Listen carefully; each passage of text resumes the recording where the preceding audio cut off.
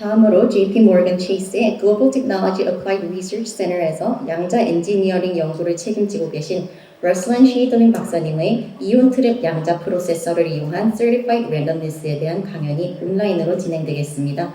큰 박수로 맞아주시기 바랍니다.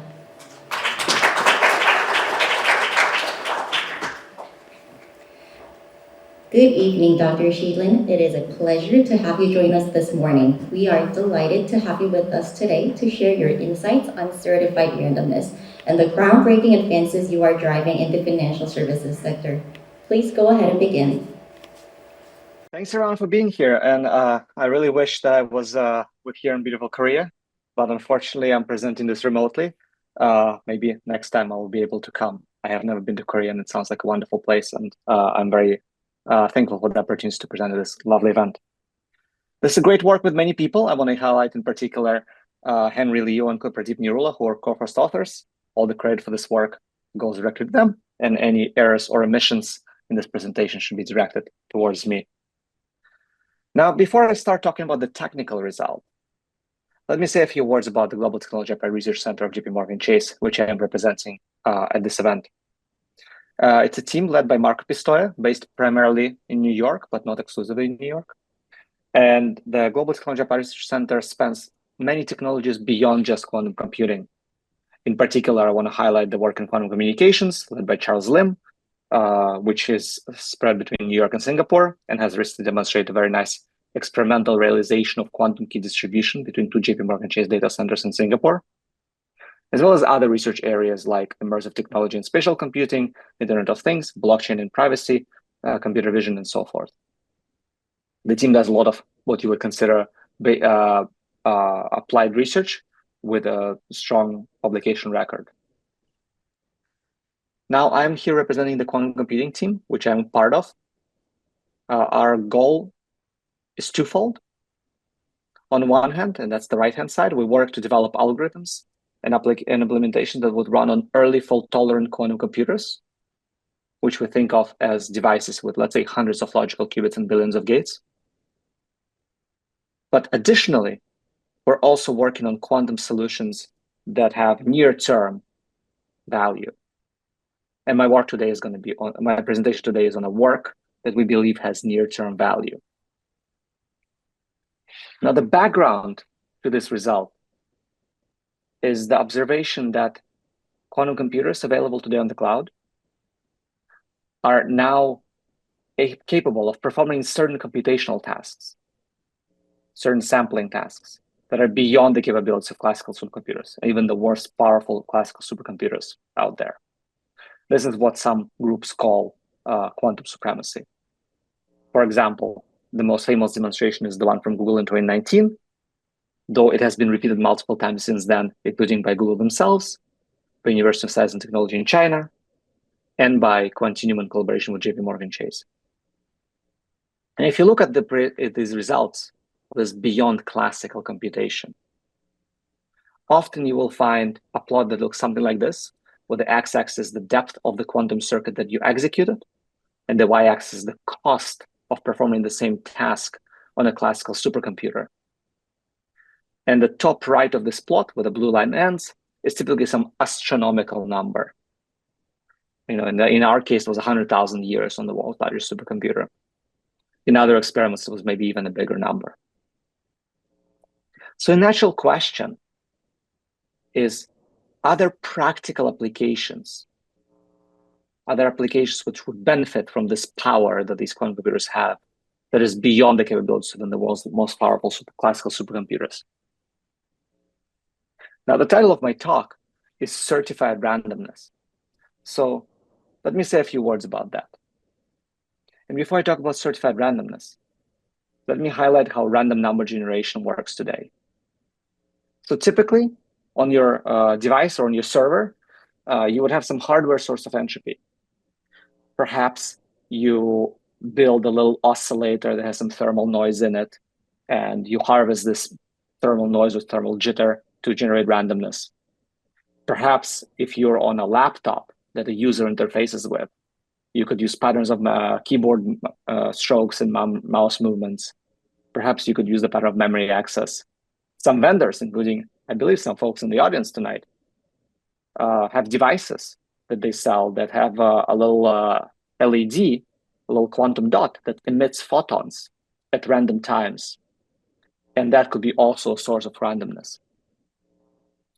And then you would use this entropy as input to a pseudorandom number generator, which would then go in an application. And applications could include, for example, password generation, or in the case of financial services, maybe it's a leader election in a blockchain, or maybe it's a random user selection for a discount or a promotion.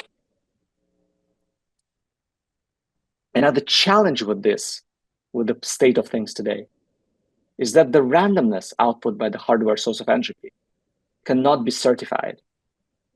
In other words, there's no way for you to interact with this black box.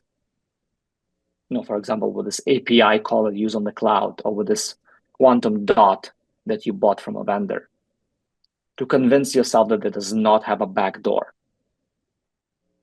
To see this, consider a very simple attack.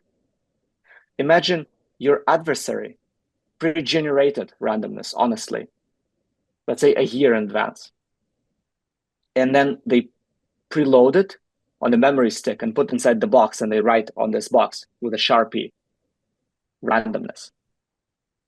Now, whenever you query this box, it's going to output randomness that looks to any statistical test like true randomness, because it was, after all, honestly generated randomly in advance. However, it is completely predictable to your adversary. So if you then use it to generate a password, then the adversary would know your password. So the challenge of freshness of randomness is something you cannot verify by just interacting with this, let's say, unverifiable source of entropy, classical or quantum. There's also an additional challenge, which is they're prone to failures that are hard to detect. For example, a certain CPU, x86 CPU, had an instruction built in that was later shown to lack certain forward security guarantees. And those are very, very challenging to detect. So the ability to certify randomness can improve the security for many applications. Furthermore, in a multi-party setting, there's even more challenges. So consider a very simple setting where you and your friend are playing some game over the phone. Maybe you're playing Monopoly. And in absence of technology more sophisticated than a phone, your friend could just lie about getting a 6 every time.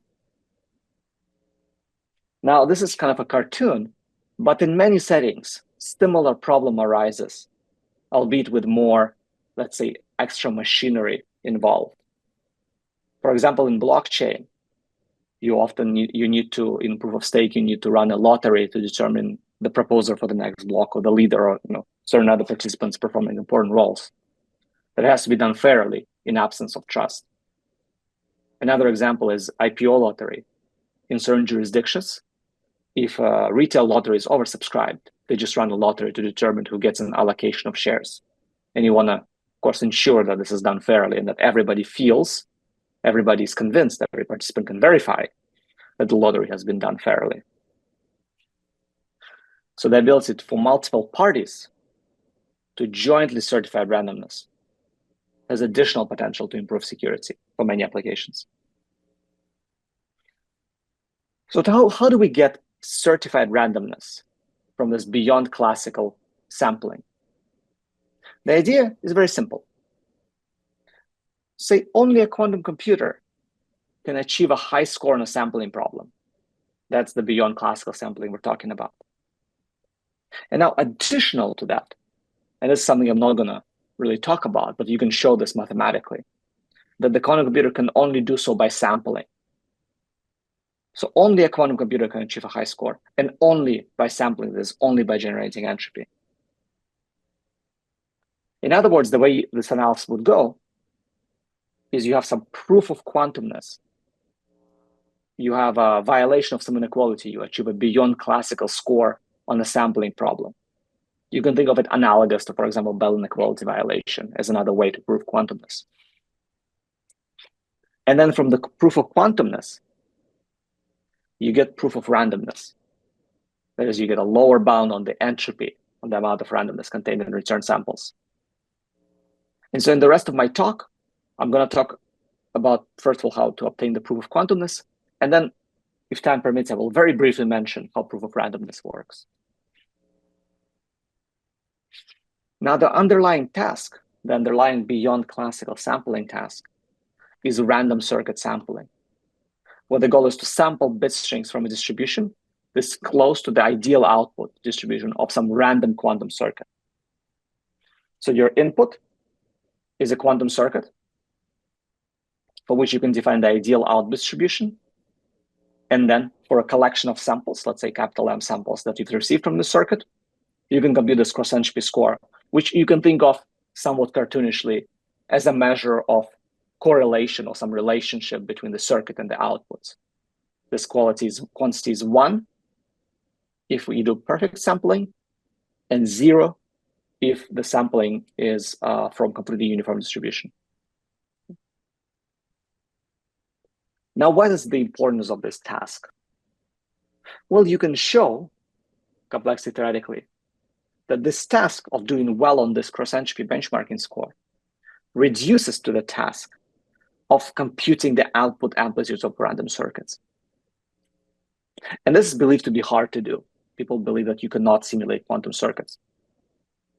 In fact, if you could, maybe other things would not work. Maybe you could break RSA, or other things. So people don't believe you can simulate quantum circuits efficiently. And consequently, because of this reduction, generally people don't believe that you can achieve a high cross-entropy score.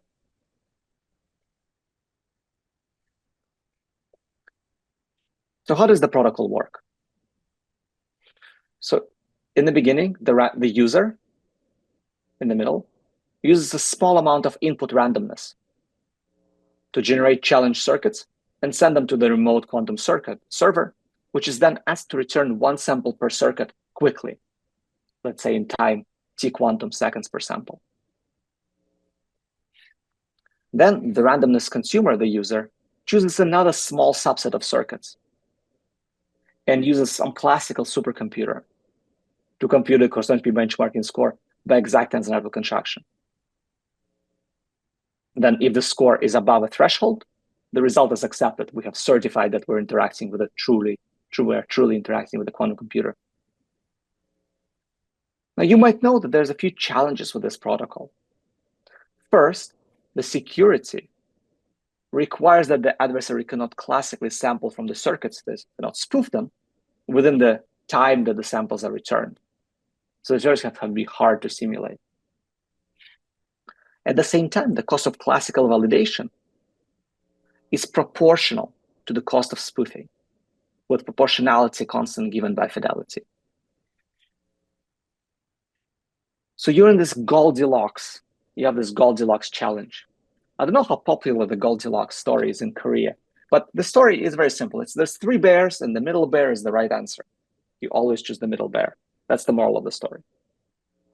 So you cannot have circuits that are too hard that you cannot validate. But also, circuits cannot be too easy, where the spoofing becomes too easy. And second, you really need all these parameters to be very, very good. You really need high fidelity. Otherwise, the gap is too large between the cost of spoofing and cost of verification. You really need low latency, because otherwise you need to spend a lot of time validating.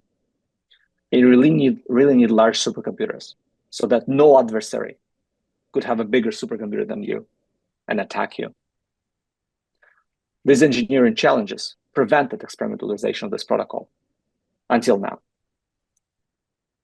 So what do we do in our experiment? We realize it experimentally. We execute 30,000 circuits, where on average, the circuits take 2 seconds per sample. And then we spot check 1,500 of them. So we randomly choose a subset of 1,500 of those 30,000 circuits. And we spot check them, and it takes about 100 seconds per sample for a total cost of a little bit more than 1 million GPU hours.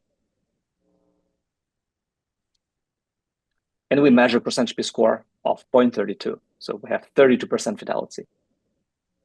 So we can do our quick check. The fidelity times the time to validate. So that's the cost of spoofing. 0.32 times 100 is about 32 seconds, whereas the quantum time is about 2 seconds. So we have a gap of 15 between classical and quantum. And then we post-process the samples to extract 71,000 bits of certified randomness, which we show to be secure against an adversary 4 times more powerful than Frontier. And we have security parameter, a false positive probability of 10 to the minus 6. So we have pretty good security parameter. And this is accomplished, again, by using this very high fidelity 56-qubit quantum computer and using 4 of top 30 supercomputers in the world, including number 1 supercomputer at the time, Frontier, and number 9 supercomputer at the time, Summit.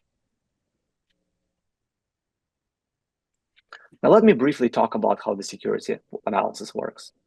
And I know this is a little bit technical, so let me just give you a sense of how it works. We consider a restricted, but what we believe to be a realistic adversary model. So out of the M circuits we send, the adversary can either execute some of them on a quantum computer, thereby getting high fidelity, high cross-entropy score, but also high entropy, because this is a quantum computer that samples with entropy. Or the adversary can use a classical supercomputer to approximately simulate some samples.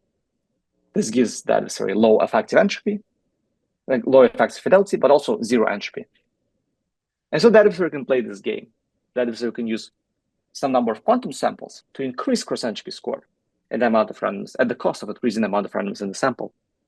Or the adversary can use return classical samples that are going to have lower cross-entropy score because you cannot simulate the circuits classically perfectly after all, but would also contain no randomness. And there's an optimal strategy in the space of these strategies.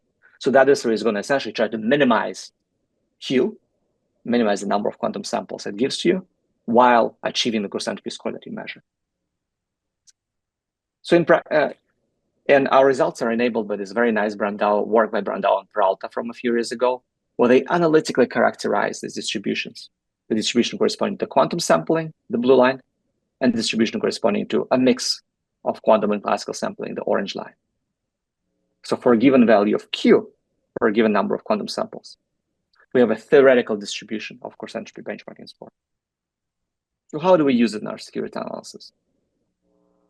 Well, we measure the cross-entropy benchmarking score, and then for a measured value of cross-entropy benchmarking score, we know the probability of obtaining it with fewer than Q quantum samples. Think simply, if you have all classical samples here, x-axis cross-entropy score, and y-axis the probability density function. If they're all classical, well, then you're going to have some, let's say, bell around some small value, maybe 2%, right? Because you can only simulate the circuits to 2% classically. And then you're going to have some mixture of, and then on the right-hand side, where it's all quantum samples, then it's going to be some bell around 1, because for perfect quantum computer, the cross-entropy score, benchmarking score is going to be approximately 1. And then for some mixture, we have Q samples, which are only a small subset of the total samples that are quantum. You're going to have some bell curve in between. And so you can choose the one of these, such that this probability, this overlap with the cross-entropy benchmarking score greater than the value you measured is small, because that would be the false positive probability. That would be the probability that just by pure luck, the adversary has gotten samples that have high cross-entropy score. But we can bound that probability. And then we just choose Q, which is the number of quantum samples, such that this false positive probability is low. In other words, that the score that we measure, the cross-entropy score that we measure, would have been unlikely if the protocol output contained fewer than Q quantum samples. And then we use a randomness extractor to extract approximately Q times n bits of randomness.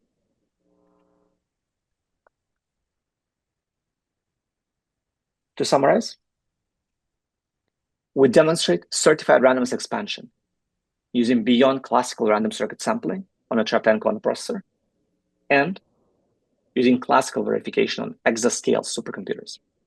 Let me recap some numbers from our experiment. Our fidelity is 32% at 56 qubits and 10 layers. So that's 282 qubit gates. And at the end of the circuit with 282 qubit gates, we get about 32% fidelity. Our circuit, the circuits that we use, take 2.1 seconds to execute on a quantum computer. This includes the overhead of internet connection, overhead of compilation, everything, from when I hit go on my laptop to when I get the sample back from the remote quantum computer, which is halfway across the country. That's 2.1 seconds. But these circuits take more than 100 seconds to simulate on the world's largest supercomputer at the time of the experiment. In our certification, in our computation of course entropy score, we use 4 leadership scale classical supercomputers, and we achieve sustained peak performance of 1.1 exaflops. And we utilize these machines at full machine scale with something like 50% efficiency, which is pretty high. We believe this is the first experimental realization of a useful application of quantum computers that is unambiguously impossible classically, because it is impossible for a classical computation to increase amount of randomness, whereas we perform randomness expansion. And I encourage you to check out the paper for more details. Thank you.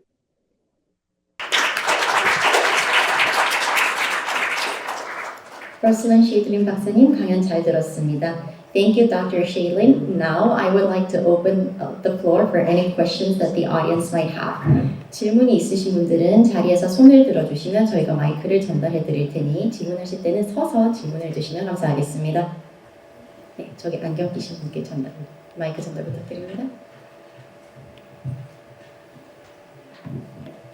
네, 그리고 이 질문 또한 동시 통역이 제공되고 있으니 편하신 언어로 질문을 해주시면 감사하겠습니다. Okay, thank you for your nice talk.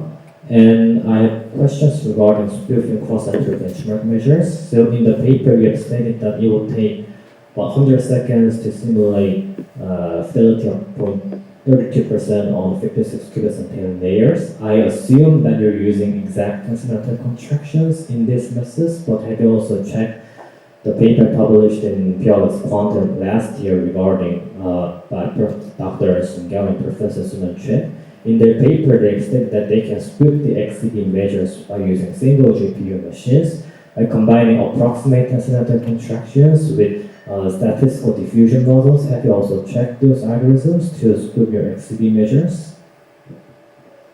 So I'm not familiar with that particular paper. Thank you for the great question, for the reference. Now I want to provide 2 things, actually 3 things. Okay, so the first thing is our circuits are executed very high fidelity.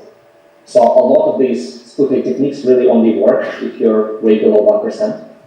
In particular, the approximate tensor networks, in this case, something like MPS caps, like the standard approximate tensor network, ansatz blow up, the bond dimension blows up rapidly, because we have very high fidelity, and also because we have all-to-all circuits. So the structure of our circuit, if I go back to the slide that has the structure of the circuit, in this circuit we apply these layers. In each layer, we randomly compute qubits. So a lot of techniques that work, for example, for splitting sycamore, right? Maybe you randomly remove gates from the circuit. That's one idea that people experiment with. So that doesn't really help you here because you mix so quickly. Your light code is very, very large, right? That's another point. And maybe these are the 2 points. But I would love, our circuits are on GitHub. I think that's another. So there's a publicly available circuits. So we would love somebody to try to break them. We have only 100 seconds. So another thing I want to highlight here is that it's actually only 30 seconds to simulate exactly. So it's 100 seconds. It's 100 seconds to simulate exactly the exact contraction. To go to 32% fidelity, you only need about 30 seconds. Because you can just randomly throw away slices. So you're saying that your circuits are fully connected layers, so it's much more hard to spoof compared to like one-dimensional circuits or square lattice circuits like the sycamore. I think we found in our benchmarking, we have a companion paper which is called Computational Power of Random Circuit Sampling in Arbitrary without G Dimensions, which came out earlier last year. I think there's not, unfortunately, archive ID here, but it's easy to find. And there we analyze actually a wide range of methods, including, for example, MPS, and we show, to take MPS as an example, that the bond dimension goes much, much quicker for these all-to-all circuits than for 2T. But of course, these techniques, progress rapidly. Our cost is only 100 seconds. So if you can bring down from 100 seconds to, 1 second, it's a factor of 100. it's not impossible. But then, of course, you would use the same techniques for validation. Because the protocol is symmetric, you would just use more difficult circuits. 네, Okay, thank you. 네, 동시 통역 진행 부탁드립니다. 네, 발표 Thank you for the great question. 발표 잘 들었습니다. 특히나 지금 말씀해 주신 것 중에 크로스 엔트로피 벤치마크에 대해서 질문을 드리고 싶었는데요. 아까 전에 이제 들어보니까 32%로 상정을 하셨고 그리고 100초 이상으로 상정을 하셨다라고 말씀을 들은 것 같은데 아까 전에 그 컨트랙션 같은 것도 어떻게 진행이 되었는지가 조금 궁금해서요. 사실 제가 알기로는 최 선생님께서 비슷한 연구에서 다르게 좀 설정을 하셨던 것 같은데 그래서 제가 한번 좀 디테일을 여쭤보고 싶었던 것입니다. 근데 답변에 대해서는요. 사실 지금 말씀해주신 레퍼런스는 사실 저는 좀 보지는 못했어요. 그래가지고 제가 읽어본 레퍼런스가 아니다 보니까 상세하게 말씀을 드릴 수는 없지만 어쨌든 제가 이렇게 좀 강조해서 말씀을 드리고 싶었던 부분은요. 저희가 좀 더 정확성과 피델리티를 보장하는 그런 회로를 제공을 하고 싶었던 것이고요. 그리고 이제 100조로 상정한 것도 32%로 상정한 것도 마찬가지로 그렇게 조금 더 빠르게 진행할 수 있는 그리고 피델리티가 높은 정확도가 높은 그런 회로를 만들고 싶었기 때문에 그랬습니다. 네, 그래서 뭐 자세한 내용 같은 경우에는 아까 전에 말씀드린 것처럼 저희가 컴패니언 페이퍼도 참고를 했거든요. 여기 링크를 달아놨으니까 그 부분 참고해서 이해해 주시면 감사할 것 같습니다.